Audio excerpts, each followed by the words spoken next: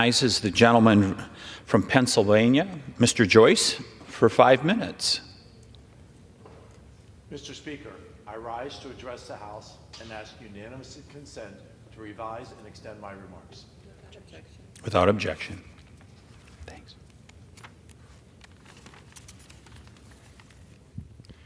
Mr. Speaker, yesterday, our national debt eclipsed $33.8 trillion. This means that we have now crossed a dangerous new threshold of over $100,000 of debt for every man, woman, and child in the United States. This rampant and wasteful spending has only been made worse by President Biden's reckless budgets that have led to soaring inflation and more pain for Pennsylvanians.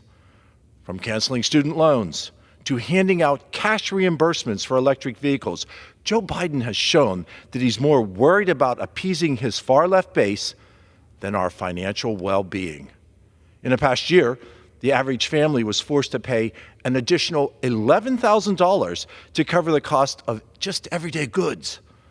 It's time to cut spending and stop borrowing from China to pay for the reckless liberal policies. The trillions of dollars that we pay in interest on this debt does nothing to keep our nation safe.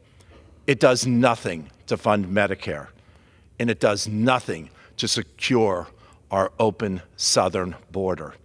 It's time to pass a federal budget that addresses our debt and puts an end to the mismanagement of our finances that have been bought on by President Biden's Green New Deal initiatives. Thank you. Mr. Speaker, far too often, we've seen the Biden administration impose burdensome regulations that only serve to drive up costs and limit production onto American energy producers. Instead of turning to power sources like natural gas or oil or propane, President Biden has focused his attention on using taxpayer dollars to subsidize inadequate and unreliable projects like windmills and solar farms. In places without gas pipelines, which have been difficult to build due to the president's own actions, power alternatives like propane can be a vital tool in order to keep refrigerators cold and our homes warm.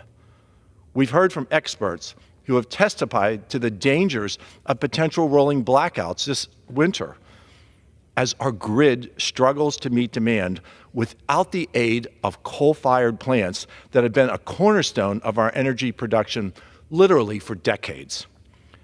As we look to confront these potential blackouts, it is critical that we utilize energy resources that are so abundant in Pennsylvania. We cannot afford to waste any more time in investing in Green New Deal initiatives.